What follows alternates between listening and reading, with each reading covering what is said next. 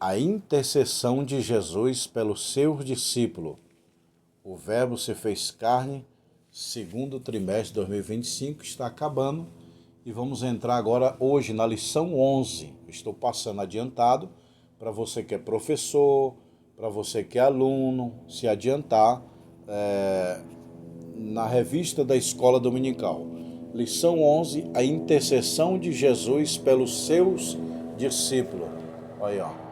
Lição 11, a intercessão de Jesus pelos seus discípulos. Texto áureo. E a vida eterna é esta, que conheça a ti mesmo como único e verdadeiro e a Jesus Cristo quem enviaste. João 17:3. Verdade prática. A oração que Jesus fez ao Pai em favor de si mesmo e dos seus discípulos e da sua igreja ressoa ainda hoje nos dias atuais. A oração de Jesus.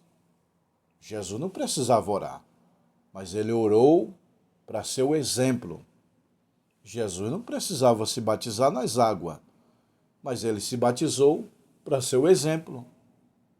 Então, Jesus não só pregava, ele vivia, como diz o Evangelho. Jesus não só começou a fazer, como a ensinar. Tem gente que ensina, mas não vive. Cristo vivia e ensinava.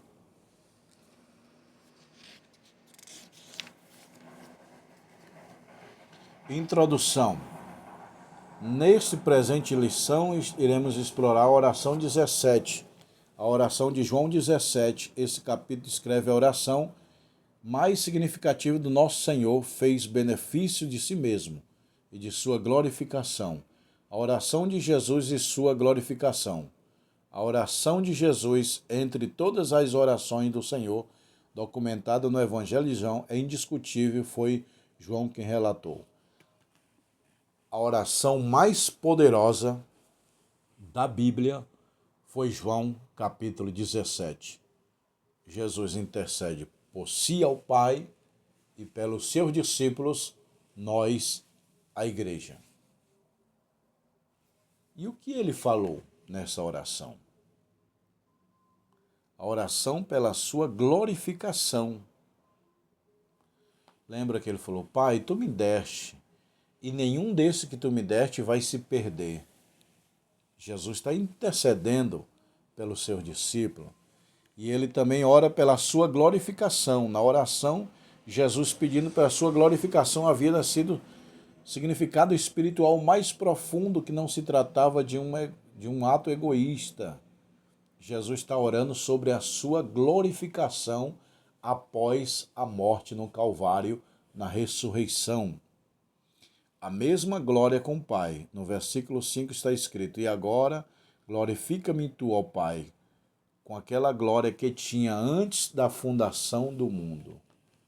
Jesus esvaziou-se da sua glória, dos seus 3 atributos maiores, onipotência, onipresença e onisciência, se esvaziou desses 3 atributos, da sua glória, se fez homem, como diz Filipenses, esvaziou-se a si mesmo, esvaziou da glória, esvaziou do poder, esvaziou do saber, esvaziou da onipotência, da onipresença, dos seus atributos, se fez homem, carne.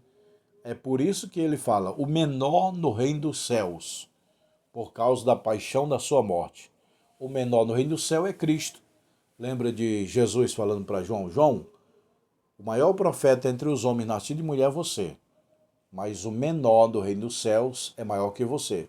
Quem é o menor no reino dos céus? Cristo, porque ele se fez menor que os anjos por causa da paixão da sua morte. Cristo estava sujeito à morte, porque ele era homem, e os anjos não morrem. Então, ele se fez um pouco menor que os anjos. Um pouco menor que os anjos, no sentido de morrer. Jesus era homem e morreu, e os anjos não morrem. Aí ele falou, João Batista, o menor no reino dos céus, o menor que os anjos, é maior que você. Referia-se a ele. A oração de Jesus pelo seu discípulo, intercessão proteção do seu discípulo. O discípulo receber a palavra. Olha aí, Jesus mesmo estivesse apresentando ao Pai tudo. Pai, guarda eles, livra de todo mal. Tu me deste, tu não vai permitir que se perca. Nenhum dos que tu me deste vai se perder. Então Jesus está intercedendo pelo seu discípulo e depois ele intercede por si. Ou antes, ele ora por si e ora pelo seu discípulo. Pai, depois tu me devolve aquela glória que eu tinha contigo antes do mundo existir? Eu vou morrer, vou ressuscitar, aí o Senhor me devolve aquela glória. Abençoa meus discípulos, meus seguidores. Jesus está intercedendo. Você intercede pela tua família? Você intercede pela tua esposa, pelo teu esposo, pelos teus filhos, pelo teu pai, tua mãe, teus familiares? Pois Jesus deu exemplo. Jesus orou por ele e pelos seus discípulos. Significa orar por nós e pelos nossos parentes, filho, esposo, pai, mãe. Entendeu? Ore pela sua família. Jesus tinha uma família e Jesus apresentou a Deus essa família em oração, que é o seu discípulo, que é a igreja, a noiva de Cristo. Jesus deu um exemplo, não só de orar por si, o egoísmo. Não. Ele orou pelo seu discípulo, pela igreja, por todos nós. Os discípulos receberam a palavra, os discípulos oraram junto, receberam, ouviram a palavra e foram batizados com o Espírito Santo posteriormente.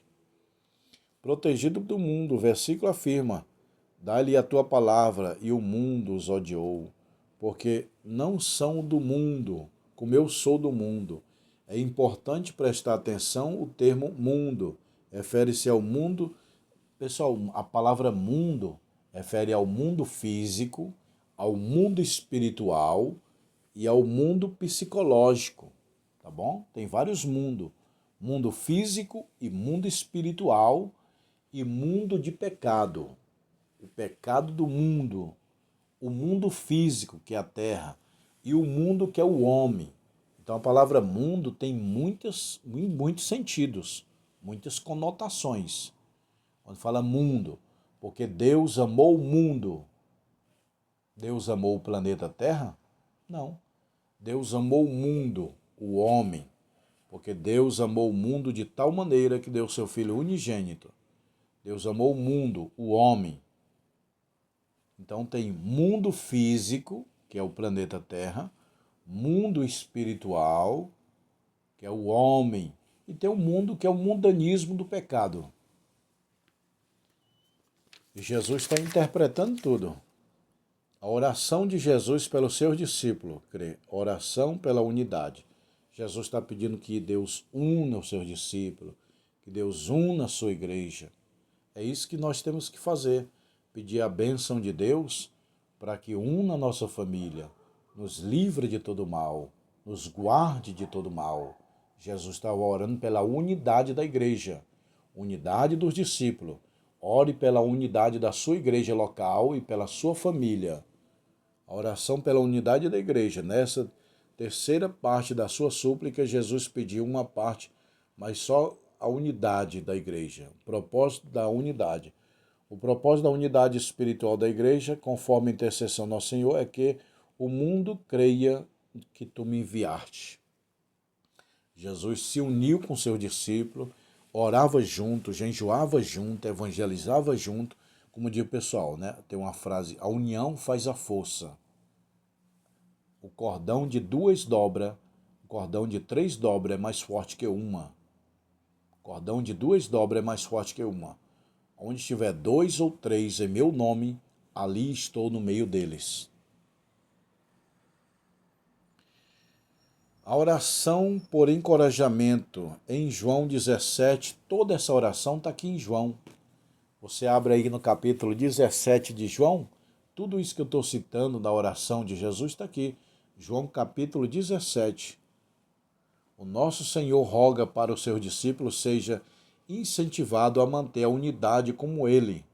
A crença em Cristo como único e suficiente Salvador é a principal razão da unidade cristã, de modo que o seu discípulo seja encorajado e promover esse testemunho no mundo. Assim, sem essa unidade de fé, o testemunho perde completamente a sua credibilidade.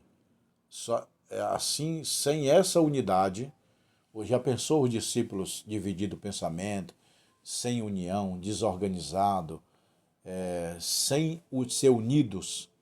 Como é que ele ia pregar Cristo? Jesus falou, se vocês se unir, vai glorificar o meu nome. Se vocês se unir, o povo vai crer mais em mim. Entendeu? Olha só. Sem a unidade da fé, o testemunho perde completamente a sua credibilidade. É um cara que vive mal dentro de casa e quer pregar amor na igreja. Bate no filho e prega amor na igreja. Bate na esposa, espanca, tira sangue e quer pregar amor na igreja. Não tem credibilidade. Conclusão. É extraordinário perceber que a oração sacerdotal de Jesus Cristo continua a ressoar nos nossos dias atuais. Fazendo parte do corpo de Cristo, o privilégio deve manter-se ciente de nossa função do reino de Deus. Por isso temos a responsabilidade que nos apresentar entusiasmado para testemunhar com coragem o Evangelho revelado, a obra que o Senhor Jesus realizou no Calvário. Eita glória! Jesus morreu no Calvário e deu uma lição de moral para os seus discípulos. Se unam, pega fé, ora, consagra, fala do meu nome, vão lá, pregue que eu faço milagre. Quem fazia os milagres não eram os apóstolos, era Jesus Cristo. E depois dele ressuscitado, ele era Deus. Ele é Deus. Tá bom, pessoal? Essa é a lição 11 e a próxima lição, lição 12, o julgamento da ressurreição. A próxima lição é essa, tá bom? Se você gostou da aula, compartilha nos teus grupos, se inscreva no canal e eu vou te mostrar os livros de teologia. Aqui é os livros de teologia, ó.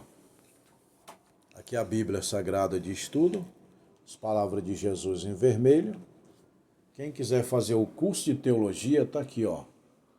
Curso de teologia. O básico, 20 livros. O básico é 20 livros, tá aqui, ó. Curso básico, médio, bacharel. Tá bom, pessoal? Tem anel de teologia, anel fino e anel grosso. O meu é do grosso, ó. Como é que fica no dedo aí, ó? Ele é bem grandão. Tem gente que gosta do fino, outros gostam do grosso. Pastor, eu quero meu anel. Então me chama no WhatsApp. Pastor, eu quero fazer a minha formatura de teologia. É esse ano a formatura presencial em São Paulo. Pastor, eu quero adquirir os livros. 20 livros é o básico e 40 é o bacharel. Tá bom? Me chama no WhatsApp agora.